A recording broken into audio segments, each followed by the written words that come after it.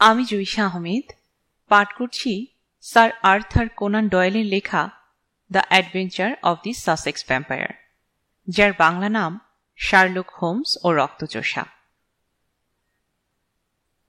গত ডাকে একটি চিঠি এসেছে।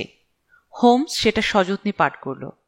তারপর ঠোঁটের কোণে হাসি ফুটিয়ে হোমস চিঠিটা আমার দিকে ছুড়ে দিল। আমার মনে হয় এর মধ্যে আধুনিকতা, মধ্যযুগীয় মনোভাব আর কঠোর বাস্তবতা এবং বন্য কল্পনার অপূর্ব সংমিশ্রণ ঘটেছে। ওয়াটসন, দেখো তো কিছু বুঝতে পারো কিনা। আমি পড়লাম, 46 ওল্ড জিওরি, 19শে নভেম্বর। বিষয় ভ্যাম্পায়ার। মহাশয়, ফার্গুসন অ্যান্ড মুরহেড টি ব্রোকারের মিস্টার ফার্গুসন রক্তচোষা সম্পর্কে কিছু অন্বেষণ করেছেন। তিনি এ বিষয়ে আমাদের কিছু প্রশ্ন করেছেন, কিন্তু আমরা যন্ত্রপাতি নিয়ে কাজকর্ম করে থাকি, তাই এ ব্যাপারটি আমাদের বিষয়ের মধ্যে পড়ছে না।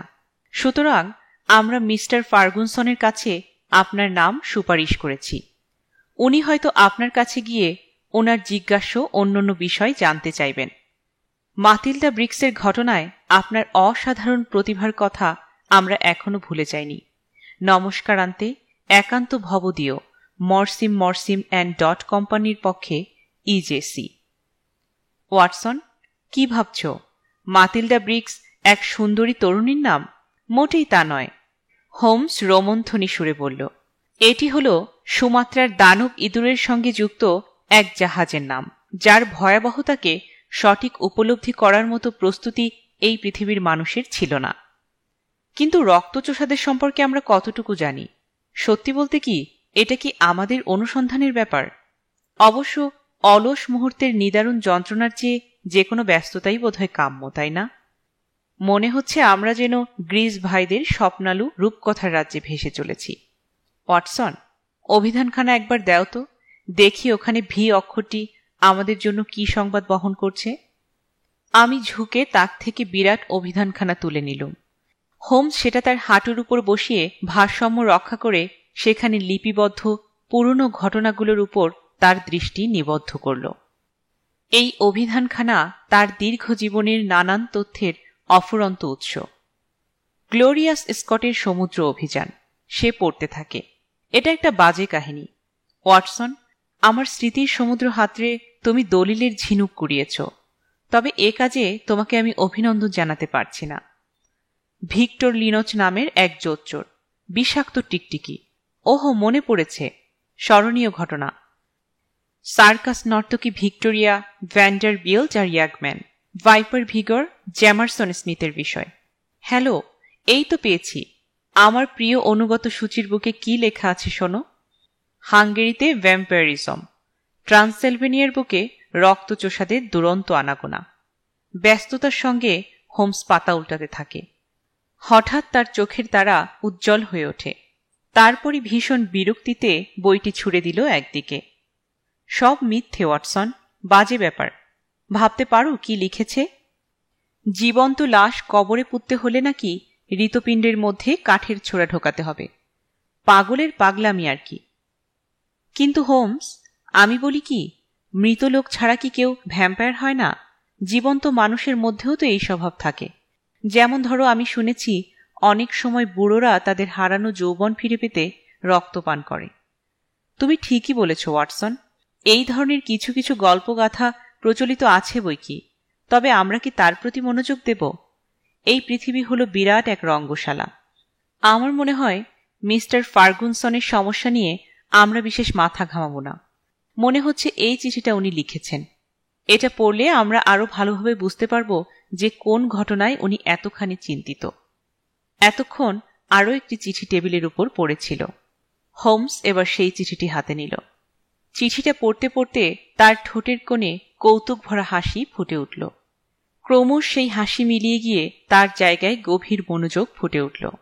পড়া শেষ হলে কি এক অভাবিত বিস্ময়ে কয়েক মুহূর্ত মৌন থাকে। তারপর ফিরে আসে বাস্তবতার মধ্যে। চিসম্যান স্ল্যাম্বারলি। ওয়াটসন, বলতে পারো জায়গাটা কোথায়? ওটা হলো সাসেক্সে, হর্সহ্যামের দক্ষিণে। যাক, বেশি দূরে নয়। আর চিসম্যানস? হোমস, আমি জায়গাটা জানি। ওখানে আছে শতাব্দীর স্মৃতিবাহিত সুরম্য হর্মের শাড়ি, যারা তাদের বিগতকালের সৃষ্টিকর্তার নাম বহন করছে। ওডলি, হার্ভি, ক্যারিটন, কালের যাত্রায় কোথায় এরা হারিয়ে গেছে, কিন্তু নামগুলো আজও বেঁচে আছে সৌধি শাড়িতে। সংক্ষেপে বলো, শীতল কণ্ঠে বলল হোমস। এটা হলো তার স্বভাবের অন্যতম একটি বৈশিষ্ট্য। যখন নতুন কোনো চিন্তার তরঙ্গ তার মস্তিষ্কে ঢেউ তোলে, তখন সে এভাবে কথা বলে। আমার মনে হয় কাজ শুরু করার আগে চিসম্যানস আর ল্যাম্বারলি সম্পর্কে আরো বেশি করে জানতে হবে। অটসন, এই হলো রবার্ট ফার্গুসনের চিঠি। উনি আবার তোমার কথাও জানতে চেয়েছেন। আমাকে উনি চেনেন নাকি? পড়লেই সব বুঝতে পারবে। হোমস আমায় চিঠিটা দিল। খামের উপর ঠিকানা লেখা। চিঠিতে লেখা, প্রিয় মিস্টার হোমস, আমার আইন বিশারদের কাছ থেকে চিঠি পেয়ে আপনাকে এই পত্র লিখছি। কিন্তু ব্যাপারটি এতই সূক্ষ্ম যে আলোচনা করা সহজ নয়। এক অদ্ভুত ঘটনা ঘটেছে আমার এক বন্ধুর জীবনে। বন্ধুটি বছর 5 আগে পেরু দেশীয় একটি মেয়েকে বিয়ে করেন। মেয়েটি হল পেরুর এক ব্যবসায়ীর কন্যা, যার সঙ্গে বন্ধুর বিয়ে হয়েছিল নাইট ট্রেডের ব্যবসা বাণিজ্যের সময়। মেয়েটি অনন্যা রূপবতী, কিন্তু তার বিদেশী স্বভাব আর অজানা ধর্মের ফলেই স্বামী স্ত্রীর মধ্যে গড়ে ওঠে বিচ্ছেদের প্রাচীর। তাই কিছুদিনের মধ্যেই ওদের ভালোবাসায় জমে যায় অবিশ্বাস, এবং ওরা এই মিলনকে জীবনের সবচেয়ে বড় ক্ষতি হিসেবে মনে করতে থাকে। বন্ধুটির মতে তার স্ত্রীর জীবনে ঘনীভূত আছে এমন কিছু রহস্য যা কোনোদিনই উন্মোচিত হবে না। যে পুরুষ তার স্ত্রীকে ভালোবাসতে চায় এবং যে স্ত্রী উজাড় করতে চায় তার নিজের হৃদয়, তাদের কাছে এই বিচ্ছেদ অসহনীয়। দেখা হলে এ সম্পর্কে আরও বিশদ তথ্য জানাতে পারব। চিঠির মাধ্যমে আমি ঘটনা সম্পর্কে একটা সাধারণ পরিচিতি দিতে পারি মাত্র, যাতে এ বিষয়ে আপনার কৌতূহল স্তিমিত হয়। মেয়েটির সহজাত কোমলতা ও ভদ্র আচরণের সঙ্গে খাপ খায় না এমন কিছু অদ্ভুত ব্যবহারে আমরা বিস্মিত হয়ে গেছি। আগেই বলে রাখি, আমার বন্ধু 2 বার বিয়ে করেছে। প্রথম পক্ষের একটি ছেলে আছে, তার বয়স বছর 15, ভারী সুন্দর চঞ্চল কিশোর, কিন্তু ছোটবেলায় ঘটে যাওয়া দুর্ঘটনায় শারীরিকভাবে অসুস্থ। বন্ধুর দ্বিতীয় পত্নী এই ছেলেটিকে একেবারে সহ্য করতে পারে না। এমনকি বার 2 সে ছেলেটিকে প্রচণ্ড মারধর করেছে। একবার লাঠি দিয়ে তার গায়ে আঘাত করে, এতে ছেলেটির হাতে বেশ লেগেছিল। কিন্তু নিজের 1 বছরের শিশুর প্রতি অভাবিত বিরূপ আচরণের তুলনায় এ এক অকিঞ্চিৎকর ঘটনা। মাসখানিক আগের একটা দিনের কথা মনে পড়ে। কয়েক মুহূর্তের জন্যে নার্স ছেলেটিকে একলা রেখে চলে যায়, কিন্তু ছেলেটির যন্ত্রণায় সচকিত কান্নার শব্দে সে ফিরে আসে। তারপর নিজের চোখে যা দেখে তাতে যে কোনো মানুষ ভয়ে বিস্ময়ে শিউরে উঠবে। সে দেখল শিশুর মা নিজের ছেলের গলা কামড়ে ধরেছে তার ঝকঝকে দাঁতে। ছেলেটির গলায় ছোট্ট ক্ষত দিয়ে রক্তের ফোয়ারা ছুটছে। এই ঘটনায় নার্স প্রচণ্ড ভয় পেয়ে যায় এবং আমার বন্ধুকে ডাকতে চায়, কিন্তু ভদ্রমহিলার অনুরোধে এবং 5 পাউন্ডের লোভে নীরবতা পালন করে। এই অদ্ভুত ঘটনার কোনো কারণ জানা যায়নি। অবশ্য এরপর এই ঘটনার পুনরাবৃত্তি আর ঘটেনি। এরপর নার্সের মনে ভয়ার্ত প্রতিক্রিয়ার সৃষ্টি হয়। তখন থেকেই সে তার মনিবের স্ত্রীকে চোখে চোখে রাখে এবং শিশুটির উপর তীক্ষ্ণ নজর রাখে, কেননা বাচ্চাটিকে সে ভীষণ ভালোবাসে। নার্সের মনে হয় সে যেমনভাবে ডাইনি মায়ের উপর তীক্ষ্ণ নজর রাখছে, তেমনভাবে মহিলাটিও তার উপর নজর রাখছে। শুধু তাই নয়, যখনই সে শিশুটিকে একলা ফেলে কোথাও যেতে বাধ্য হয়, তখনই মা বাচ্চাটির কাছে আসার চেষ্টা করে। দিনে রাতে ছেলেটির উপর নিরাপত্তার আবরণ দেয় ওই স্নেহশীল নার্স। আর নীরব নৈশব্দের মধ্যে জননী তাকিয়ে থাকে তার শিশুর দিকে, যেন তৃষিতা নেকড়ে মেষ শাবকের জন্যে অপেক্ষারত। চিঠি পড়ে হয়তো আপনার মনের আকাশে অবিশ্বাসের মেঘ জমা হতে পারে। তাই আমার বিনীত অনুরোধ, দয়া করে ব্যাপারটিকে গুরুত্ব সহকারে বিবেচনা করুন। এর সঙ্গে এক অসহায় শিশুর জীবন আর এক সুস্থ মানুষের মানসিক শান্তি নির্ভর করছে। অবশেষে একদিন এলো সেই ভয়ঙ্কর মুহূর্ত, যখন কোনো কিছুই আর স্বামীর কাছ থেকে গোপন রাখা গেল না। নার্সের স্নায়ুকোষ ইতোমধ্যেই বিধ্বস্ত, সে আর বুঝে সহ্য করতে পারে না। তাই আমার বন্ধুকে সে সবকিছু জানালো। সব শুনে আপনার মতো আমার বন্ধুটির মনেও অবিশ্বাস জন্মেছিল। সে জানে তার স্ত্রী যথেষ্ট স্নেহশীলা, আর আগের পক্ষের ছেলেটির প্রতি জমে থাকা হিংসা ছাড়া আর কোনো বর্বরতা তার মধ্যে নেই। তাহলে কেন সে নিজের আদরের ছোট্ট শিশুর রক্ত পান করবে? আমার বন্ধু নার্সকে বলল, এ তার স্বপ্নের ভ্রম, অসংলগ্ন মানসিকতার ধূসর প্রতিচ্ছবি।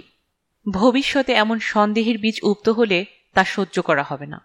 আর তখনই তাদের কথাবার্তার সময় যন্ত্রণার আকস্মিক কান্না শোনা গেল। আমার বন্ধু আর সেই নার্স সঙ্গে সঙ্গে ছুটে গেল বাচ্চার ঘরে। এখন মিস্টার হোমস, মানুষ চোখে কল্পনা করুন সেই ভয়বিহ্বল ছবি। বন্ধু দেখল তার স্ত্রী খাটের উপর হাঁটু গেড়ে বসেছে, আর ছোট্ট শিশুর গলায় রক্তের দাগ, উৎসারিত রক্তে চাদর ভিজে গেছে। আতঙ্কের আর্তনাদে বন্ধুটি তার স্ত্রীর মুখ সজোরে আলোর দিকে ঘোরাল। ঠোঁটের চারপাশে তাজা রক্তের বিভৎস আলপনা। এখন আর কোনো সন্দেহ নেই যে তার স্ত্রী নিজের শিশুর রক্তপান করেছে। এরপর মহিলাকে তারা ঘরে বন্দী করে রাখে। এই আশ্চর্য ঘটনার কোনো উত্তর মেলেনি। শোকে দুঃখে আমার বন্ধু অর্ধ উন্মাদ। রক্তপায়ীদের গতি প্রকৃতি সম্পর্কে আমার মতো সেও বিশেষ কিছু জানে না। আমার মনে হয় এ যেন বিদেশের বন্য পশু। কিন্তু ইংল্যান্ডের বুকে সাসেক্সে কেমন করে এ ঘটনা ঘটল তা ভাবতে অবাক লাগে। আপনার সঙ্গে আলোচনা করলে অনেক কিছু জানতে পারব বলে মনে হয়। আপনি কি আসবেন? এক অসহায় মানুষকে নিদারুণ যন্ত্রণার হাত থেকে বাঁচাতে আপনি কি আপনার অসাধারণ ক্ষমতা প্রয়োগ করবেন? যদি রাজি থাকেন তাহলে দয়া করে চিসম্যানস লাম্বরলিতে ফার্গুসনের নামে তার পাঠাবেন। আমি 10টার মধ্যেই আপনার ঘরে হাজির হব। আপনার বিশ্বস্ত রবার্ট ফার্গুসন। পুনশ্চ, আপনার বন্ধু ওয়াটসন যখন ব্ল্যাকহিথের হয়ে রাগবি খেলেছিলেন তখন আমি রিচমন্ডের 3/4। এটাই হলো একমাত্র ব্যক্তিগত সখ্যতার উদাহরণ। ওনাকে মনে পড়েছে। চিঠিটা নামিয়ে রাখতে রাখতে আমি মন্তব্য করি, বব ফার্গুসন রিচমন্ড দলের সবচেয়ে সেরা 3/4। সুন্দর স্বভাবের ভদ্রলোক। এ কারণেই তিনি বন্ধুর দুঃখে কাতর হয়েছেন। চিন্তিত মুখে হোমস আমার দিকে তাকিয়ে মাথা নাড়ল। ওয়াটসন, মনে হচ্ছে এই ঘটনায় আশ্চর্য সম্ভাবনা আছে। ভদ্রলোককে তার করে দাও যে আপনার সমস্যার সমাধান করতে পারলে আনন্দিত হব। তার মানে আমাদের সংস্থা যে দুর্বল চিত্তের মানুষদের কোনো নিরাপদ আশ্রয় নয় সেটা বোঝানোর জন্য এই তারটা পাঠানো দরকার। আপাতত কাল সকাল অবধি আমাদের চুপচাপ থাকতে হবে। কাটায় কাটায় সকাল 10টায় ফার্গুসন এসে প্রবেশ করল আমাদের ঘরে। ওর চেহারা সম্পর্কে যে ছবি আমার স্মৃতিতে উজ্জ্বল ছিল তা হল দীর্ঘকায় স্বাস্থ্যবান এক যুবক, যার চলাফেরায় গতিময়তা। কিন্তু এখন দেখছি কাঁধটা ঝুলে গেছে, চেহারায় সেই জৌলুস নেই। যে খেলোয়াড়কে আমি তার জীবনের সেরা দিনে দেখেছি তার এই বিধ্বস্ত পরিণতি দেখাটা সত্যিই দুঃখের। কাঠামো ভেঙে পড়েছে, মাথার চুল উঠে গেছে, শরীরে সেই দৃঢ়তা আর নেই। আমার মনে হলো সেও আমাকে দেখে একই কথা ভাবছে। হ্যালো ওয়াটসন, সে বলল, গলার স্বরে এখনো গভীরতা আর আন্তরিকতার আশ্চর্য অবস্থান। ওল্ড ডিয়ার পার্কে যে মানুষটির সঙ্গে আমি খেলেছিলাম, যাকে আমি সীমানার কাছাকাছি ঠেলে দিই, সেই লোকটা অনেক বদলে গেছে কি? অবশ্য পরিবর্তন আমারও কম হয়নি, তবে গত 2-3 দিনে কেমন যেন বুড়ো হয়ে গেছি। মিস্টার হোমস, আপনার টেলিগ্রাম পেলাম। সত্যি এবার বন্ধুর ছদ্মবেশটা খুলে ফেলা যাক। সোজাসুজি কথাবার্তা বলাটাই ভালো, হোমস বলল। ঠিকই বলেছেন, কিন্তু যে রমণীকে আপনি নিরাপত্তা আর সাহায্য দেবেন তার প্রতি এমন কথা বলাটা কত শক্ত আশা করি অনুমান করতে পারছেন। আমি কি করব? আমি কি এমন একটা অবিশ্বাস্য গল্প পুলিশকে শোনাব? ছেলে দুটিকে বাঁচাতে হবে মিস্টার হোমস। এ এক উন্মত্ততা, রক্তের মধ্যে কি যেন আছে। আপনার সুদীর্ঘ অভিজ্ঞতায় এর আগে কখনো কি এমন ঘটনার মুখোমুখি হয়েছেন? ঈশ্বরের দোহাই, অনুগ্রহ করে আমাকে সাহায্য করুন। আমি হতবুদ্ধি হয়ে গেছি। খুবই স্বাভাবিক মিস্টার ফার্গুসন। এখন স্থির হয়ে বসে আমার কয়েকটা প্রশ্নের জবাব দিন তো। আমি আপনাকে সুনিশ্চিত করে বলতে পারি যে আমি কখনো হতবাক হই না। তাছাড়া আমার দৃঢ় বিশ্বাস আমরা এই সমস্যার সমাধান পাব। সবচেয়ে আগে বলুন, আপনি কি ব্যবস্থা নিয়েছেন? আপনার স্ত্রী কি এখনো ছেলেদের কাছে আছেন? সে এক শিহরিত দৃশ্য, মিস্টার হোমস। ও খুব সহনশীলা রমণী। আমাকে সে ভীষণ ভালোবাসে। যখন এই আতঙ্কিত অবিশ্বাস্য গোপনীয়তার উন্মোচন ঘটল, তখন তার হৃদয় বুঝি বিদীর্ণ হল। সে আর কোনো কথা বলল না, আমার তিরস্কারের জবাব দিল না, শুধু তার চোখের তারায় ফুটিয়ে রাখল হতাশ এক চাহনি। তারপর সে তার ঘরে ঢুকে ভেতর থেকে দরজা বন্ধ করে দিল। সেই থেকে সে আর আমার সাথে দেখা করেনি। বিয়ের আগে থেকেই ডলোরাস নামের তার এক পরিচারিকা আছে, অনেকটা বান্ধবীর মতো। সেই তার জন্য খাবার নিয়ে যায়। তার মানে শিশুটির এখন তেমন কোনো ভয় নেই? মিসেস ম্যাসন, মানে যে নার্সটির কথা চিঠিতে লিখেছি, সে শপথ করেছে দিনে বা রাতে ছেলেটিকে কখনোই একলা ফেলে যাবে না। আমি তাকে সম্পূর্ণ বিশ্বাস করতে পারি, কিন্তু হতভাগা জ্যাক সম্পর্কে আমার উদ্বেগের অন্ত নেই। চিঠিতে তো আপনাকে জানিয়েছি সে বার দুয়েক আমার স্ত্রীর হাতে মার খেয়েছে। ছেলেটি কি আহত হয়েছে? না, তবে আমার স্ত্রী তাকে সজোরে আঘাত করে। ওই ছোট্ট শান্ত পঙ্গু ছেলেটির কাছে এ এক দুঃখজনক ঘটনা। ফার্গুসন যখন তার ছেলের কথা বলছিল, তখন তার গম্ভীর আচরণের অন্তরাল থেকে বেরিয়ে এসেছিল কোমলতা। বলল, হোমস, হতভাগ্য ছেলেটির নিদারুণ অবস্থা দেখলে যে কোনো পাষাণ হৃদয় গলে যাবে। ছোটবেলায় সে উঁচু থেকে পড়ে যায়, সেই থেকে তার শিরদাঁড়া বেঁকে গেছে, কিন্তু তার বিকৃত চেহারার মধ্যে আছে মায়াবী হৃদয়। গতকালের ডাকে আসা চিঠিটা হাতে নিয়ে হোমস প্রশ্ন করে, মিস্টার ফার্গুসন, আপনার বাড়িতে আর কে কে আছে? 2টি চাকর, তারা নতুন এসেছে, আর আস্তাবল রক্ষক মাইকেল, সে ওখানে শোয়। আমার বউ, আমি, আমার ছেলে জ্যাক, ছোট্ট শিশুটি, ডলোরাস আর মিসেস ম্যাসন। আচ্ছা, আপনি কি বিয়ের আগে থেকেই আপনার স্ত্রীকে চিনতেন? হ্যাঁ, কয়েক সপ্তাহ আগে থেকে। ডলোরাস কতদিন আপনার স্ত্রীর সঙ্গে পরিচিত? কয়েক বছর ধরে। তার মানে আপনার স্ত্রীর স্বভাব চরিত্র সম্পর্কে আপনার চেয়ে সে বেশি খবর রাখে। তা বলতে পারেন। হোমস কথাটা লিখে রাখল। আমার মনে হয় সে বলল, ল্যাম্বারলিতে পৌঁছলে আরও বেশি কিছু জানা যেতে পারে। এটি ব্যক্তিগত অনুসন্ধানের বিষয়।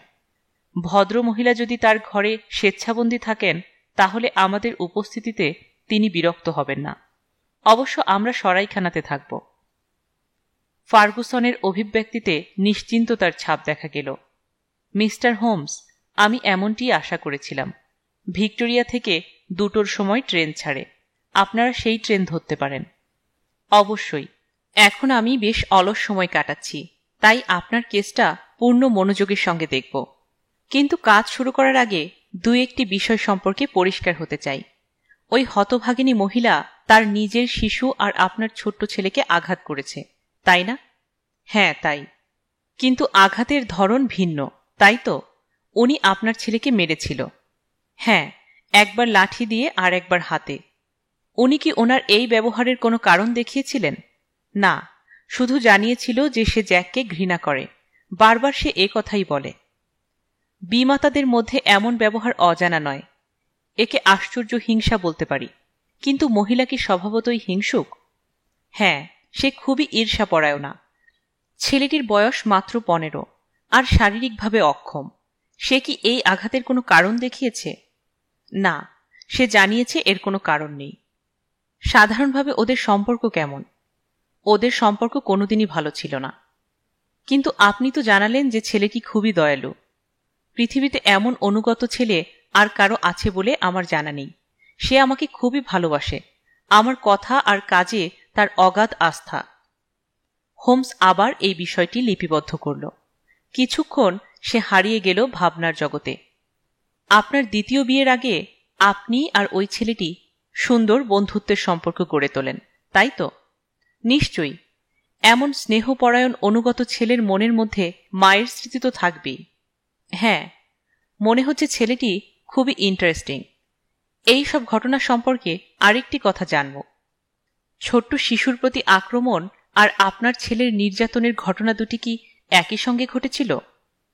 প্রথমবার তাই হয়েছে। মনে হলো যেন কি এক রহস্যময় ঘরে আচ্ছন্ন থেকে আমার স্ত্রী 2 অসহায় বাচ্চার উপর তার উষ্মা দেখিয়েছে। কিন্তু দ্বিতীয়বারের ঘটনাটা অন্যরকম। সেক্ষেত্রে জ্যাককেই কষ্ট পেতে হয়েছে বেশি। শিশুটি সম্পর্কে দ্বিতীয়বার মিসেস ম্যাসনের কোনো অভিযোগ ছিল না। এই ব্যাপারটাই ঘটনাটাকে জটিল করে দিয়েছে। কিছুই তো বুঝলাম না মিস্টার হোমস। না বোঝারই কথা। অপেক্ষা না করলে কি সব জানা যায়? মিস্টার ফার্গুসন, আগে থেকেই উতলা হবেন না, যদিও মানুষের মন স্বভাবতই দুর্বল। যাই হোক, বর্তমানে শুধু এটুকু বলতে পারি যে আমার কাছে আপনার সমস্যাটাকে সমাধানের অযোগ্য বলে মনে হচ্ছে না। 2টো নাগাদ আমরা ভিক্টোরিয়াতে পৌঁছে যাব। বিবর্ণ কুয়াশাচ্ছন্ন নভেম্বরের আসন্ন প্রায় সন্ধ্যায় আমরা লামবার্লির চেকার্সে জিনিসপত্র রেখে সাসেক্সের দীর্ঘ প্রসারিত গলি পার হয়ে অবশেষে পৌঁছে গেলাম বিচ্ছিন্ন এক সুপ্রাচীন বাংলোতে, যেখানে ফার্গুসন থাকেন। এটি হল বিরাট প্রাচীন এক অট্টালিকা। বাংলোটির কেন্দ্রে প্রাচীনতার ছাপ, চারপাশে নবীনতার আভাস। শীর্ষমুখী টিউডর চিমনি, পাথর কেটে তৈরি উঁচু কানোওয়ালা খাঁজকাটা ছাদে লুকিয়ে আছে নতুনত্ব। সিঁড়িগুলি বাঁকানো। যে প্রাচীন টালি দিয়ে ছাদটি তৈরি করা হয়েছে তার উপর সুন্দর নকশা কাটা। সিলিংয়ের নিচে ওক কাঠের বিম। বাড়িটির প্রতিটি অংশে বয়স আর ধ্বংসের চিহ্ন মাখা। ফার্গুসন যে ঘরে ঢুকলেন সেটি একটি বড় আকারের ঘর। এখানে রয়েছে পুরনো আমলের ফায়ারপ্লেস, যেখানে এখন দাউ দাউ করে আগুন জ্বলছে। সারা ঘর জুড়ে নিস্তব্ধতা। অর্ধেক প্যানেল করা দেওয়ালগুলিতে 17 শতাব্দীর কোনো আদি চাষির বসবাসের চিহ্ন রয়েছে।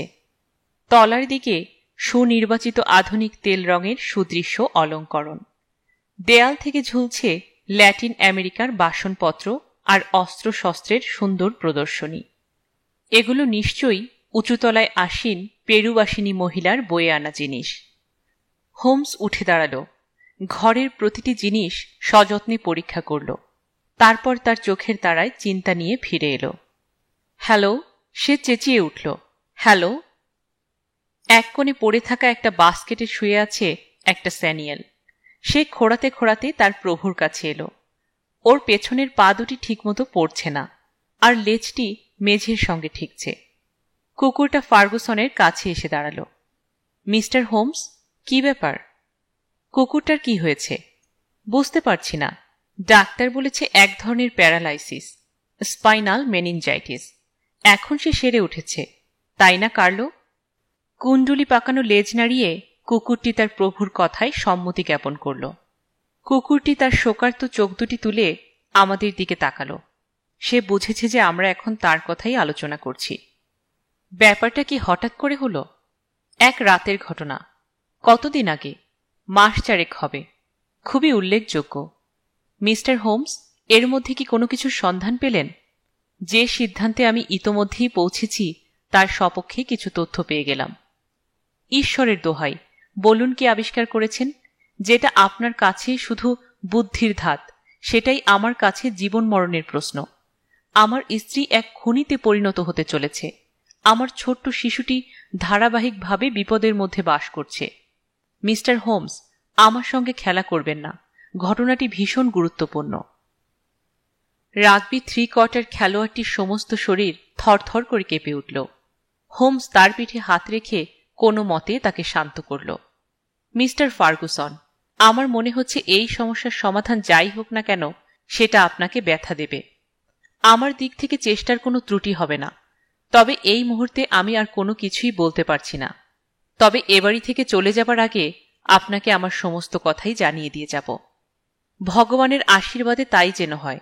যদি আপনি অনুমতি করেন তাহলে একবার উপরে উঠে আমার স্ত্রীর ঘরটা দেখে আসব। দেখি এর মধ্যে আর কোনো পরিবর্তন ঘটল কিনা। ফার্গুসন কিছুক্ষণের জন্য অদৃশ্য হয়ে গেল। হোমস আবার কৌতূহলের সঙ্গে দেওয়ালে টানিয়ে রাখা জিনিসগুলো দেখতে লাগল। যখন আমাদের বন্ধুটি আবার ফিরে এলো তখন তার মুখের ভাব দেখে বোঝা গেল যে তার স্ত্রীর অবস্থার কোনো উন্নতি হয়নি। তার সঙ্গে ছিল এক দীর্ঘাঙ্গিনী, একটু রোগা, বাদামি মুখের একটি মেয়ে। ফার্গুসন বলল, ডলোরাস, চা তৈরি? দেখো তো আমার স্ত্রীর আর কিছু লাগবে কিনা। কর্তার দিকে সোজাসুজি তাকিয়ে মেয়েটি জবাব দিল, ও ও খুব অসুস্থ, ও কিছুই খাচ্ছে না। মনে হয় একজন ডাক্তার ডাকা দরকার। ডাক্তার ছাড়া আমি ওর কাছে একলা থাকতে পারছি না। চোখে একরাশ প্রশ্ন নিয়ে ফার্গুসন আমার দিকে তাকালো। বললাম, আমি যদি তোমার সাথে আসতে পারি তাহলে ধন্য হব। ফার্গুসন বললেন, ডলোরাস, তোমার মিস্ট্রেস কি ডক্টর ওয়াটসনের সঙ্গে দেখা করবে? আমি ওনাকে সঙ্গে করে নিয়ে যাচ্ছি, এর জন্য অনুমতির প্রয়োজন নেই। তাহলে এখনই যাও। আমি মেয়েটিকে অনুসরণ করলাম। সে সিঁড়ি পার হয়ে করিডোরে এসে পৌঁছল। করিডোরের শেষ প্রান্তে রয়েছে লোহার তালা ঝোলানো শক্ত দরজা। সেটা দেখে আমার মনে হল, ফার্গুসন যদি জোর করেও তার স্ত্রীকে দেখার চেষ্টা করে তাও সে ব্যর্থ হবে। মেয়েটি তার পকেট থেকে একটি চাবি বের করল। ওক কাঠের ভারী দরজা শব্দ করে খুলল। আমি ভেতরে প্রবেশ করলাম। মেয়েটিও ঢুকল। দরজায় তালা লাগালো। বিছানায় শায়িতা মহিলা যে জ্বরে আক্রান্ত তা ঘরে ঢুকতেই বোঝা গেল। তিনি কেমন যেন চেতনাহীন অবস্থায় পড়ে আছেন। কিন্তু যেই আমি ঘরে ঢুকলাম সঙ্গে সঙ্গে তিনি একজোড়া ভয় বিহ্বল সুন্দর চোখ তুলে আমার দিকে চাইলেন। মনে হল আমাকে চিনতে না পেরে একটু আশ্বস্ত হয়েছেন। দীর্ঘশ্বাস ফেলে বালিশে ভর দিয়ে উঠে বসলেন। আমি সান্ত্বনাসূচক এটা ওটা কথা বলতে বলতে তার দিকে এগিয়ে গেলাম। নাড়ির গতি অনুভব করলাম। দুটোই খুব উঁচু। মনে হল মানসিক আর স্নায়বিক উত্তেজনায় তার এই রোগের সৃষ্টি হয়েছে।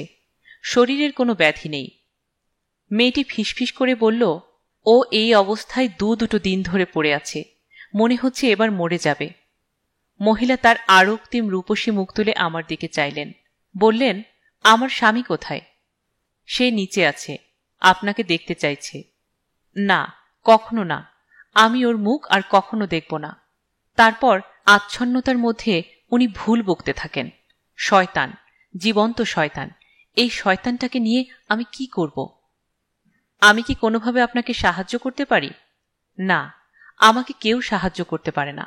ব্যাপারটা শেষ হয়ে গেছে, সবকিছু ধ্বংস হয়ে গেছে। আমি এখন কি করব? সব যে নিশ্চিহ্ন হয়ে গেল।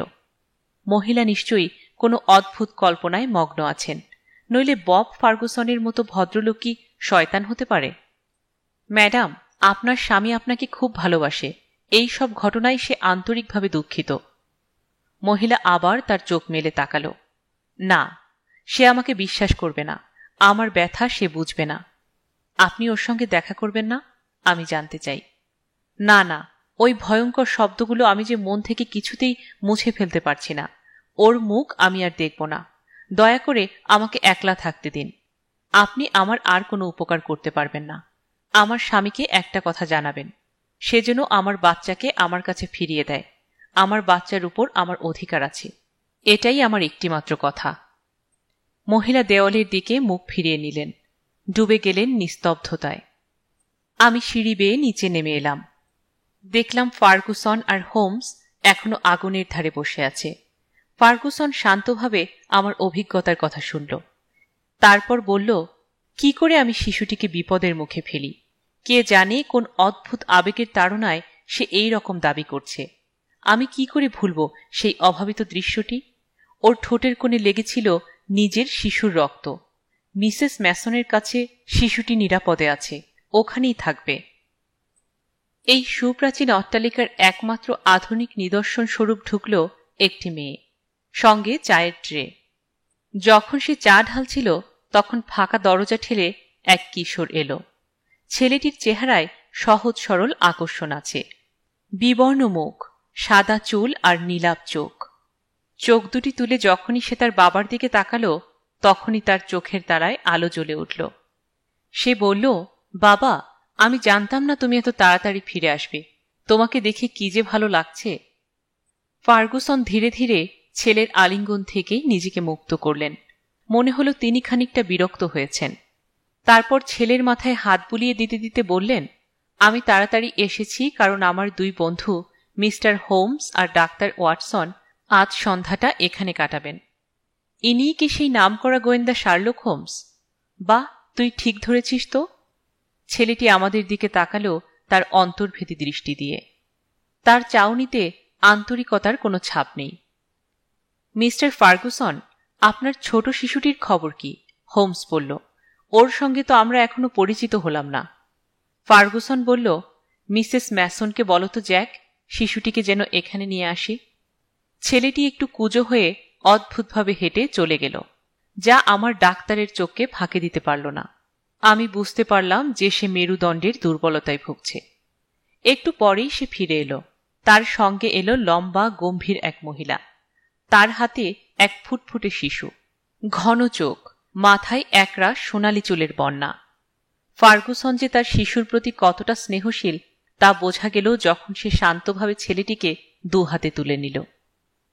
ভাবুন তো, পৃথিবীতে এমন কেউ কি আছে যে এই শিশুটিকে আঘাত করতে পারে? শিশুটির গলার কোমল চামড়ায় জেগে থাকা ছোট্ট কুৎসিত লাল গর্তের দিকে এক দৃষ্টিতে তাকিয়ে বললেন ফার্গুসন। সহসা আমি দেখলাম হোমস তার নিজস্ব ভাবনায় মগ্ন। তার চোখ দুটি স্থাপিত হল বাবা আর ছেলের উপর। তারপর তা ঘরের অন্যদিকে অবস্থিত বস্তুর প্রতি নিবদ্ধ হল। তার দৃষ্টি অনুসরণ করে বুঝলাম সে এখন জানালার ওপাশের ঘন বিষাদ উদ্যানের দিকে তাকিয়ে আছে। সে মৃদু হাসল। তার দৃষ্টি আবার বাচ্চাটির দিকে ফিরে এলো। নিরীক্ষণ করল গলার দাগটি। কোনো কথা বলল না। সবশেষে শিশুটির ছোট্ট হাতের মুঠি ধরে তাকে বিদায় জানালো। ছোট্ট বন্ধু, গুড বাই। তোমার জীবন শুরু হয়েছে কি অদ্ভুতভাবে। নার্স, আমি আপনার সঙ্গে আড়ালে দুই একটা কথা বলতে চাই। হোমস নার্সকে একপাশে ডেকে নিয়ে গিয়ে তার সঙ্গে কি সব কথা বলল। আমার কানে ভেসে এলো শেষের দুই একটি শব্দ। আমার মনে হয় আপনার চিন্তার অবসান ঘটতে বেশি দেরি হবে না। ভদ্রমহিলা বাচ্চাটিকে নিয়ে চলে গেলেন। মিসেস ম্যাসনকে কেমন দেখলে? হোমসের প্রশ্ন। বাইরে থেকে মিসেস ম্যাসনকে খুব কঠিন প্রকৃতির মনে হলেও আসলে তার মন সোনায় তৈরি। বাচ্চাটিকে খুব ভালোবাসে। জ্যাক, তুমি একে পছন্দ করো? হোমসের সহসা প্রশ্ন জ্যাকের প্রতি। জ্যাকের মুখে বিরক্তির ছাপ। সে মাথা নাড়ল। নিজের পছন্দ অপছন্দ সম্পর্কে জ্যাকের নিজস্ব মতামত আছে। ছেলের কাঁধে হাত রেখে ফার্গুসন বললেন, সৌভাগ্যবশত আমি তার পছন্দের তালিকায় আছি। এই কথায় লজ্জা পেয়ে ছেলেটি তার বাবার বুকে মাথা ঘষতে লাগল। ফার্গুসন শান্তভাবে ছেলেটিকে তুলে ধরল। যাও জ্যাক, তোমার ঘরে যাও। তারপর জ্যাক অদৃশ্য না হওয়া পর্যন্ত তার দিকে তাকিয়ে রইলেন। জ্যাক চলে যাবার পর ফার্গুসন বললেন, মিস্টার হোমস, আমার মনে হচ্ছে আমি মিছিমিছি আপনাকে এতদূর টেনে এনেছি। সহানুভূতি ছাড়া আপনি কী বা দিতে পারেন? ব্যাপারটি এত জটিল যে সহজে এর কোনো সমাধান সম্ভব নয়। রহস্যের হাসি হেসে হোমস বলে, ব্যাপারটা যে সূক্ষ্ম তাতে কোনো সন্দেহ নেই, কিন্তু এর জটিলতা সম্পর্কে আমি এখনও সুনিশ্চিত নই। তাছাড়া এটাকে বুদ্ধির লড়াই বলা যেতে পারে। এর আগে অনেকবার এমন ব্যক্তিগত সমস্যার সমাধান করেছি। আর সত্যি বলতে কি, বেকার স্ট্রিটের বাড়িতে বসেই আমি সমাধানে পৌঁছেছি। এখানে এসেছিলাম শুধু প্রত্যক্ষ করতে। ফার্গুসন দুহাতে মাথা ঝাঁকিয়ে বললেন, ঈশ্বরের দোহাই হোমস, যদি সত্যিই আপনি কোনো কিছু বুঝতে পেরে থাকেন, অনুগ্রহ করে আমাকে জানান। আমাকে আর সন্দেহের মধ্যে রাখবেন না। আমি কি করব? কার কাছে যাব? অবশ্যই সব জানাবো আমি। তার আগে আর কিছুক্ষণ আমাকে আমার পথে চলতে দিন। আচ্ছা, আপনার স্ত্রী কি আমার সঙ্গে দেখা করবেন? যদিও সে অসুস্থ, কিন্তু তার ভদ্রতা সীমাহীন।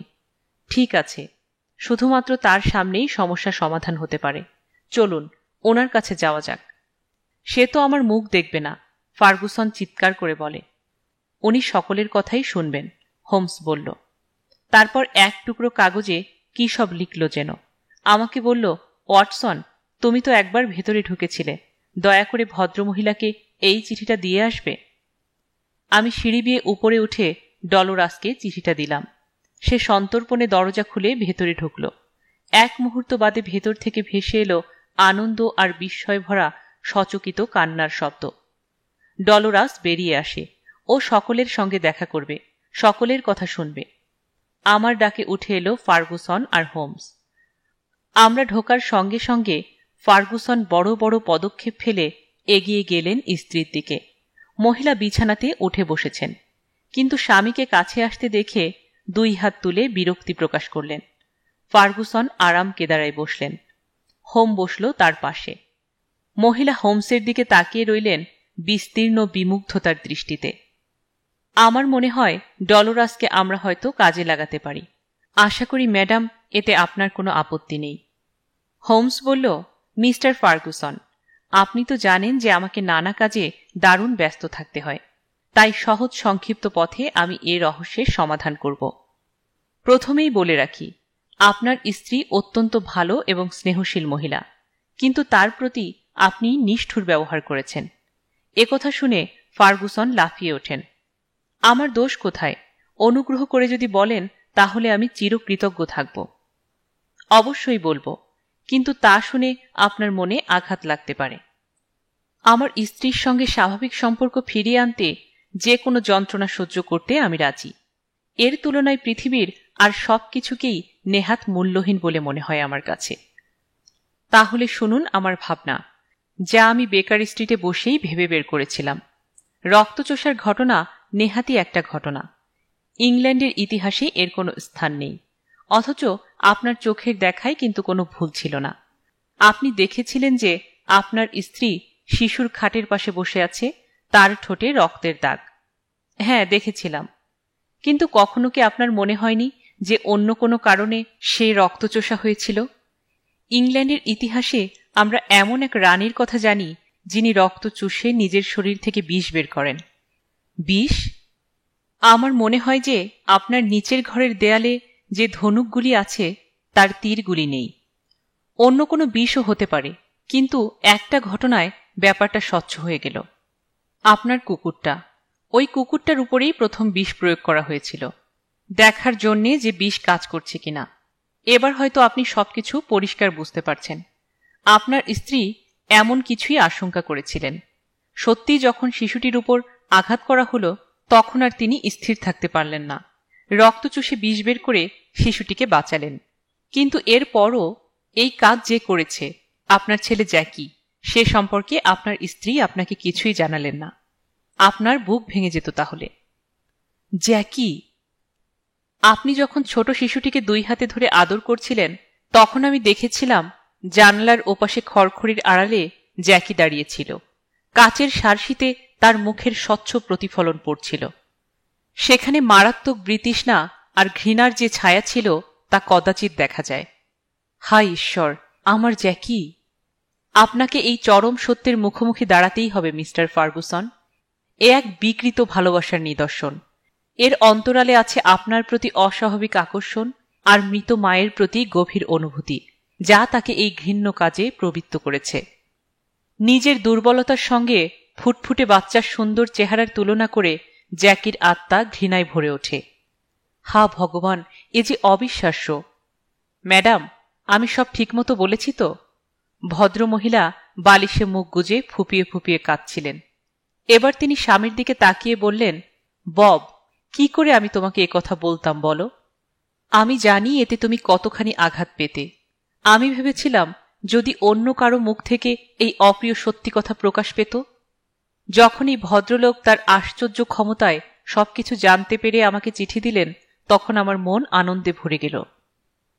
চেয়ার থেকে উঠে হোমস বলল, মাস্টার জ্যাকিকে বছরখানেক দূরে কোথাও সরিয়ে দেয়াই বুদ্ধিমানের কাজ হবে।